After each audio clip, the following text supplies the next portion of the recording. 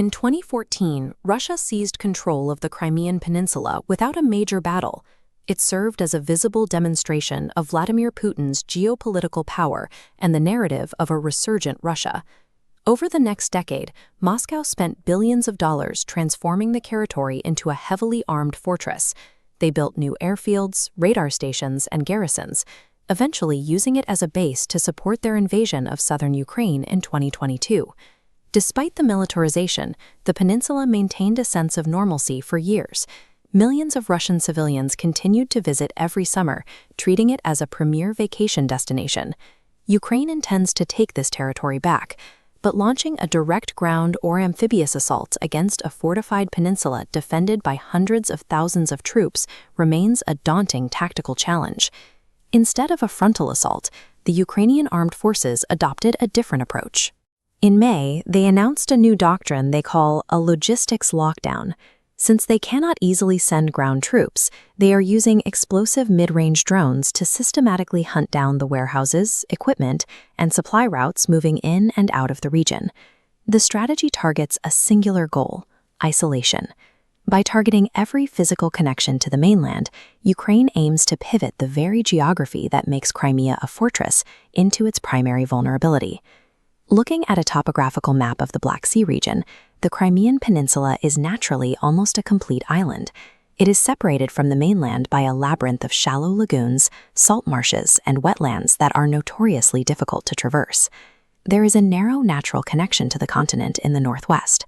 The Isthmus of Perekop is only 5 to 7 kilometers wide.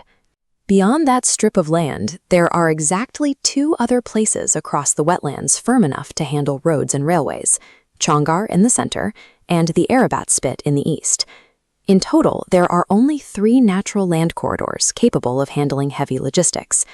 To bypass these natural limits, Russia built a $4 billion bridge across the Kerch Strait in 2018 and established a maritime ferry service to connect the peninsula directly to the Russian mainland.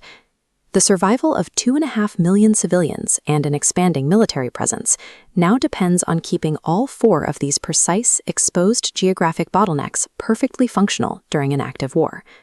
The lockdown began as repeated truck bomb and sea drone attacks on the Kerch Bridge forced Russian authorities to restrict the flow of heavy freight and fuel shipments across the span. With the primary bridge restricted, the bulk of the military's logistics had to be rerouted overland, traveling through occupied southern Ukraine instead. This animated map shows how that traffic shifted away from the Kerch Bridge and merged onto the R-280 highway in the north. The Ukrainians quickly identified this new primary supply vein and began referring to it as the Highway of Death.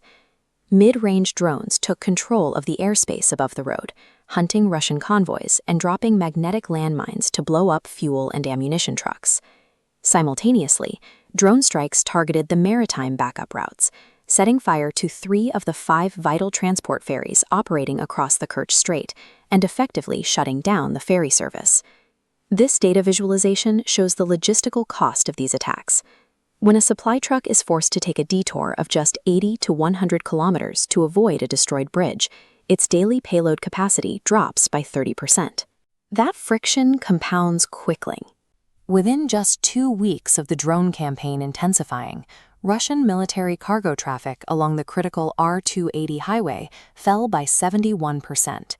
As those arteries are severed, the broader strategic map translates into a difficult reality on the ground. Crimea is beginning to function like a resource-starved island. The isolation triggered an immediate fuel crisis.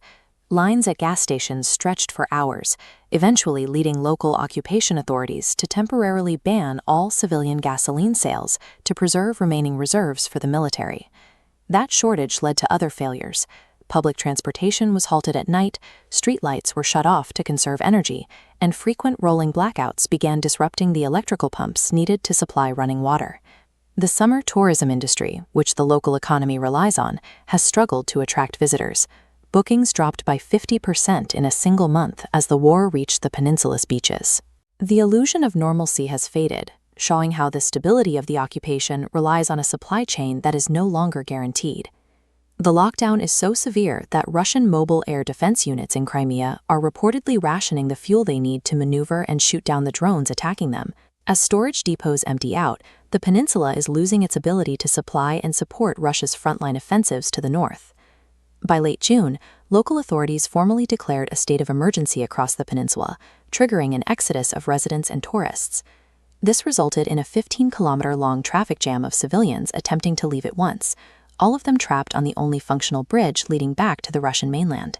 Without sending a single soldier across the border, Ukraine's siege is creating a level of pressure that turns Putin's territorial gain into a liability, providing Kyiv with leverage that didn't exist just a few months ago. As those arteries are severed, the broader strategic map translates into a difficult reality on the ground. Crimea is beginning to function like a resource-starved island. The isolation triggered an immediate fuel crisis. Lines at gas stations stretched for hours, eventually leading local occupation authorities to temporarily ban all civilian gasoline sales to preserve remaining reserves for the military. That shortage led to other failures. Public transportation was halted at night, streetlights were shut off, and frequent rolling blackouts began disrupting the electrical pumps needed to supply running water. The summer tourism industry, which the local economy relies on, has struggled to attract visitors.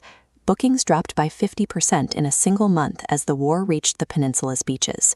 The illusion of normalcy has faded, showing how the stability of the occupation relies on a supply chain that is no longer guaranteed. The lockdown is so severe that Russian mobile air defense units in Crimea are reportedly rationing the fuel they need to maneuver and shoot down the drones attacking them. As storage depots empty out, the peninsula is losing its ability to supply and support Russia's frontline offensives to the north.